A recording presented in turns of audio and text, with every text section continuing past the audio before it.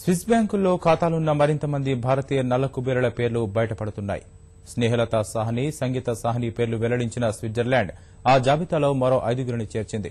పారిశ్రామికవేత్త యశ్ బిర్లా భారీ ఆర్థిక నేరం కేసులో నిందితులుగా ఉన్న ముంబై వాసులు సయీద్ మహమ్మద్ మసూద్, చౌదహ్ కౌసర్ మహమ్మద్ మసూద్, ఢిల్లీకి చెందిన రితికా శర్మ, గుర్జిత్ సింగ్ కొచర్కు స్విస్ బ్యాంకుల్లో ఖాతాలున్నట్లు తెలిపింది.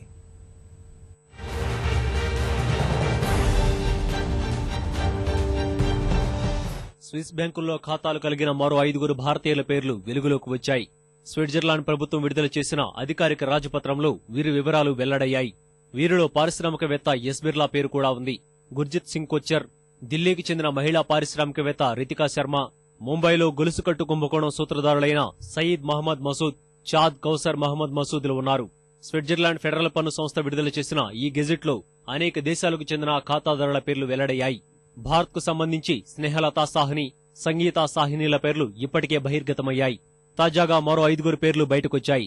భారతీయ అధికారులు వీరి గురించి వివరాలు కోరినందున స్విస్ ప్రభుత్వం ఈ మేరకు స్పందించింది. యశ్ బిర్లా, రితికా శర్మ సహా పలువురికి సంబంధించిన కొంత సమాచారాన్ని స్విస్ ఫెడరల్ పన్ను సంస్థ ఇప్పటికే భారత్కు అందజేసింది.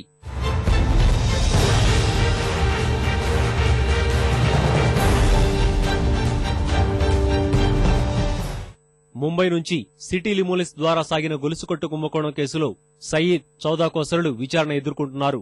ఎన్ఫోర్స్మెంట్ డైరెక్టరేట్ విజ్ఞప్తి మేరకు సయీద్ బ్యాంకు ఖాతాలను కొన్నేళ్ల క్రితమే స్తంభింపజేశారు. వీరికి సంబంధించిన వివరాలను స్విస్ అధికారులు ఇప్పటికే భారత్కు అందజేశారు. మరికొన్ని వివరాలు కావాలని భారత అధికారులు కోరినట్లు గెజిట్లో పేర్కొంది. గుర్జిత్ సింగ్ కొచ్చార్ దివంగత స్థిరాస్తి, మద్యం వ్యాపారి పాంటి చడ్డాకు అల్లుడు. పన్ను ఒప్పందాల కింద తమ వివరాలను భారత అధికారులకు అందజేయకూడదని ఈ ఖాతాదారులు భావిస్తే 30 రోజుల్లోగా ఫెడరల్ పరిపాలనా న్యాయస్థానం ఎదుట అప్పీల్ దాఖలు చేయాలని స్విస్ అధికారులు తెలిపారు. ఈ రాజపత్రంలో యశ్ బిర్లా, రితికా శర్మల చిరునామాలు ఇచ్చారు. వీరికి సంబంధించి భారత్కు ఇప్పటికే అందజేసిన వివరాలను మాత్రం వెల్లడించలేదు. మిగతా భారతీయులతో పాటు బ్రిటన్, స్పెయిన్, రష్యాకు చెందిన వారి పేర్లు ఉన్నాయి.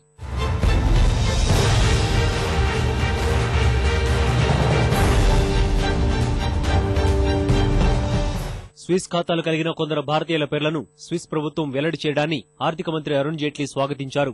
విదేశాల్లో అక్రమ సొమ్ము కలిగిన వారిపై తీసుకోబోయే చర్యలకు సంబంధించి ఇది తగిన హెచ్చరికలను చేసి ఉంటుందని తెలిపారు. తక్కువ పన్నులతో నల్లధనాన్ని దాచుకోవడానికి ఆస్కారం కల్పించే దేశాల శకం ముగిసిందని ఆయన అహ్మదాబాద్లో అన్నారు. విదేశాల్లో అక్రమంగా సంపాదన దాచుకోవడం ఇంకెంత మాత్రం సురక్షితం కాదని చెప్పారు.